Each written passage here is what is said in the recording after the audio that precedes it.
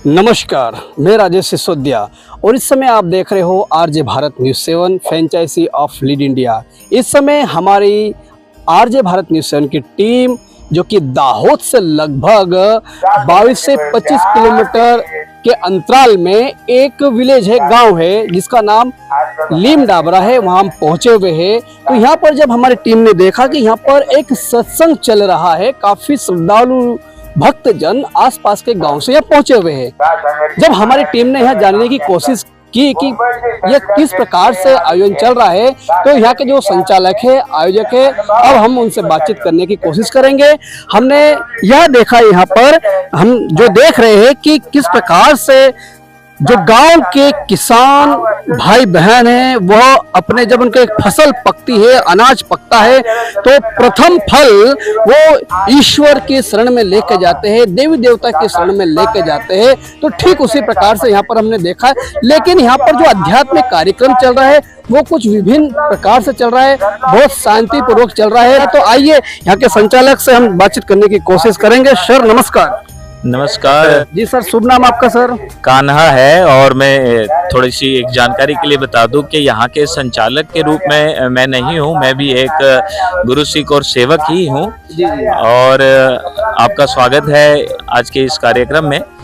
और जैसे कि आपने अभी बहुत सुंदर बात कही, तो यहाँ पर अभी एक संत निरंकारी आध्यात्मिक सत्संग चल रहा है। और इस सत्संग का उद्देश्य, पहले मैं संत निरंकारी मिशन का संक्षिप्त में बता दूं कि संत निरंकारी मिशन कोई धर्म संप्रदाय नहीं, ये एक आध्यात्मिक विचारधारा है, ये कोई संस्था नहीं है, ये एक आध्यात्मिक विचारधारा है जिसका मेन उद्देश्य ये है कि एक प्रभु परमात्मा, जिसे हम ईश्वर, अल्लाह, गॉड, वाहे गुरु अनेकों नाम से पुकारते हैं, ऐसे प्रभु परमात्मा की प्राप्ति करके उसके यशोगान, उसके गुणगान गाने का जो सदियों पुराना तरीका है, उसी तरीके को संत निरंकारी मिशन यहाँ पर फिर से एक बार प्रदर्शित कर रहा है। और बात आज के कार्यक्रम की है तो बिल्कुल सही है कि हम सब की श्रद्धाएं रहती है, हम अन्य अन्य रूप में अपने अपने रीति रिवाज से प्रभु की शरण में वो पहला धान, पहला अनाज, जो पहली फसल है वो रखते हैं और फिर हम उसको ग्रहण करते हैं। और निरंकारी मिशन भी आज वही कर रहा है, कोई अलग से कोई बात नहीं। बस यहाँ पर यही है कि आप देख रहे हैं कि हजारों की तादाद में ये संत महात्मा केवल लीम डाबरा ही नहीं, लिमड़ी, आगावाड़ा, चिखलिया, खंगेला और भी ऐसे अन्य विस्तार है जहाँ से ये आए हैं। और इनका भाव बिल्कुल शुद्ध यही है कि हमारे ध्यान में जो अनाज आया है वो प्रभु की कृपा से आया है, तो क्यों नहीं जिसकी कृपा से आया है पहले हम उसे ही अर्पण करें।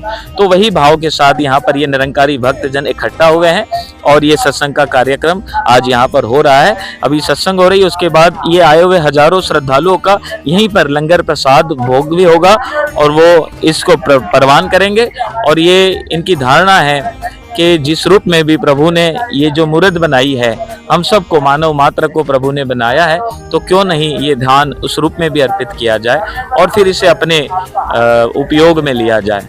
तो ये बहुत सुंदर। और ये प्रथा निरंकारी मिशन की नहीं है, ये प्रथा हमारे शास्त्रों में भी, जहाँ भगवान श्री कृष्ण जी की भी बात करूं तो इस बात का जिक्र है कि भोग लगा कर के फिर वो हम अक्सर हम देखते हैं कि प्रभु को हम पहले पवाते हैं, भोग लगाते हैं और फिर उसे ग्रहण करते हैं। तो बस उसी तरीके को यहाँ पर आध्यात्मिक जागृति के साथ किया जा रहा है। जो हमारी बातचीत हो रही है, इन्होंने कहा कि किस प्रकार से यह कोई धर्म, जाति या किसी मजहब से रिलेटेड ये बातें नहीं है, लेकिन जो निरंकारी का मतलब ये होता है कि एक ईश्वर का एक ऐसा रूप है जिसे हम उसको एक रूप में बाइंड अप नहीं कर सकते हैं। वो ईश्वर जो होता है, वो सुप्रीम गॉड जो होता है, वो सबके ऊपर ध्यान रखता है। तो वही परमात्मा ईश्वर हमारे जो इस भूमि पर मह बरसाता है, बारिश बरसाता है, और जब इसमें से अन्न धान जो भी निकलता है, हर धर्म की हम बात करें, हर धर्म में यही लिखा है कि जो भी तू करता है प्रथम फल परमेश्वर को अब समर्पित करना है। तो वही बात सर ने कही। तो सर बहुत अच्छा लग रहा है। सर आपका पूरा नाम ये भी जानना चाहेंगे कि आप क्या संदेश देना चाहोगे दाहोद वासियों से, विशेषकर किसान भाई बहनों को? देखिए, संदेश बिल्कुल सीधी सरल बात है कि हम सलाम करते हैं, सैल्यूट करते हैं ऐसे हमारे किसान भाई बहनों को जो दिन रात मेहनत करके ये फसल उगाते हैं, और न केवल उगाते हैं, संभाल के मंडी और मंडी से हमारे घरों तक आता है। तो बस यही प्रार्थना है कि आप भूमि पुत्र कहलाए जाते हो और आप इसी तरह से आप अपना ये कार्य करते रहे। और जहाँ एक मुख्य उद्देश्य इस मनुष्य जन्म का है, संदेश की बात अगर है तो जितनी बातें अभी तक हमने की वो तो इस शरीर से जुड़ी हुई है कि जब तक शरीर है तब तक खेती है, जब तक शरीर है तब तक अनाज है।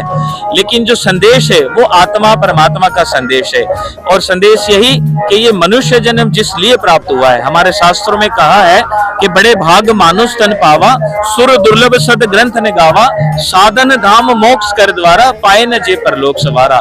कि ये मनुष्य जन्म परमात्मा की प्राप्ति के लिए मिला है, ये मोक्ष प्राप्ति का साधन है।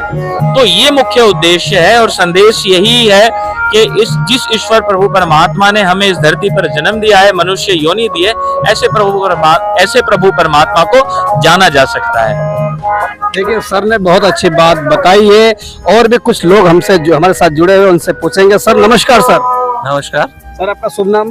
दिनेश लबाना। जी सर, दिनेश भाई बताइए कि जो आज यह कार्यक्रम रखा है, आपको पहले तो कैसा महसूस हो रहा है और क्या कहना चाहेंगे इस कार्यक्रम के विषय में? इस कार्यक्रम की तो गणना ही नहीं कर सकते भैया, ये तो अगणित चीज है और ये तो बहुत बढ़िया ही होता है, हर साल होता है ये प्रोग्राम। जी जी। तो आप भी आपके परिवार के साथ यहाँ पहुंचे? हाँ, मेरे परिवार के साथ। और भी कुछ लोग जुड़े हुए हैं, हम उनसे भी पूछेंगे। सर आइए सर, क्या नाम है आपका? शैलेश भाई पंचाल। जी पंचाल भाई बताइए, जो आप लोग इस पानी के मौसम में भी पहुंचे हुए हो, यहाँ का नज़ारा भी बहुत सुंदर है। आज जो सत्संग हो रहा है, सत्संग का मतलब यही है कि सत्य का संग हो, उसी को कहते हैं सत्संग।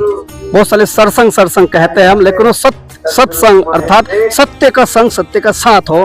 तो मुझे भी महसूस हो रहा है कि देखिए सर मुंबई से आ गए, सत्य का जहाँ जहाँ साथ होता है, तो कहीं ना कहीं मुझे भी ये फील हो रहा है यहाँ पर खड़े होके कि जो ईश्वरी लोग हैं, जो स्पिरिचुअल लोग हैं, वो कहीं ना कहीं वो रूहानी आत्मा को ढूंढ लेते हैं। तो आप क्या कहेंगे सर? हमें बहुत अच्छा लग रहा है, बताइए। ये निराकार का ज्ञान है जो अपने जीवन में उतार लेते हैं। हर एक महात्मा जैसे पूरे साधु संत हो गए, पूरी जिंदगी खपा दी एक ये सत्य के संदेश के लिए। तो ये ज्ञान आपको मिला है, इस राह पे अपन चले और अपना जीवन एक अच्छा महसूस करे, आत्मा से परमात्मा से मिलन हो जाए, तो साथ संग अपना ये भाव और परलोक भी सुहेला हो जाता है। और आप क्या करते हो सर? जी मेरा नाम प्यार से सब कान्हा कहते हैं। फिल्म इंडस्ट्री, जैसा आपका नाम कान्हा है ऐसी शक्ल है, ऐसा ही काम है सर आपका। बहुत बहुत शुक्रिया। और मेरा जो प्रोफेशन है, basically I am working as an actor. Mumbai में मैं काम करता हूँ, नेटिव मेरा दाहोद ही है, तो मैं दाहोदियन तो हुई। तो और यहाँ पर सत्संग, एक आध्यात्मिक सत्संग से जुड़े हुए, निरंकारी मिशन से जुड़े हुए हैं। और जिस प्रभु की ओर चाहने की कई बार इच्छाएं हम व्यक्त करते हैं, ऐसे प्रभु परमात्मा की प्राप्ति यहाँ पर हुई। और आज मैं भी इसी सत्संग का हिस्सा बनने के लिए मुंबई से आया हूँ। मेरा नेटिव दाहोद है। देखिए सर जो कि मुंबई से यहाँ पहुँच चुके हैं, उनका नेटिव दाहोद ही है। तो हम हमारे चैनल के माध्यम से समस्त दाहोद वासियों से, हमारे आसपास के क्षेत्र के भाई और बहनों से यह गुजारिश करेंगे, विनम्र निवेदन करेंगे, अपील करेंगे कि जो आप हमको देख रहे हो, आप हमेशा ध्यान रखिए कि जो भी आप खाते हो, जो भी अनाज का दाना, अन्न का दाना आपके पास आता है, तो सबसे पहले उस परमात्मा को याद करना है, किसान को भी याद करना है, क्योंकि किसान उसको, वो हमारे देश का अन्नदाता है। और साथियों हम यही कहेंगे कि जो भी आप करते हो, भाव भक्ति के साथ पहले ईश्वर को, परमात्मा को आप समर्पित कीजिए, उसके बाद साथियों जिस प्रकार से हमारी बातचीत यहाँ पर हुई फिलहाल, कि किस प्रकार से यह सत्संग किया जा रहा है, किस प्रकार से यहाँ पर किसान वर्ग के भाई बहन और ना किसान पर अन्य लोग भी यहाँ पहुँच चुके हैं। और प्रथम फल जिसको हमारे गुजराती में हम कहते हैं डोडी, और जिसको नवा करना बोलते हैं, कि उनके खेतों से वो भुट्टे तोड़ के लाए हैं और उन भुट्टों को, नवा मतलब अर्थात उस परमात्मा को अर्पित करेंगे वो लोग। और फिर यहाँ पर उनके लिए भोजन की व्यवस्था भी की गई है। और साथ ही साथ जो शरीर के भोजन की व्यवस्था है, उस शरीर के भोजन से बढ़कर आज यहाँ आध्यात्मिक भोजन भी चल रहा है, जिसको हम सत्संग कहते हैं इस पंडाल के अंदर। तो हम भी आपसे कहेंगे कि आप जहां से भी हमें देख रहे हो, सुन रहे हो, एक बार जरूर आप अपने जीवन में सत्संग में जरूर पहुंचिए। देखते रहिए आरजे भारत न्यूज़ 7। मैं आपका मित्र राजेश सिसोदिया, इसी के साथ फिलहाल मैं आपसे विदा लेता हूं। जय हिंद, जय भारत, नमस्कार।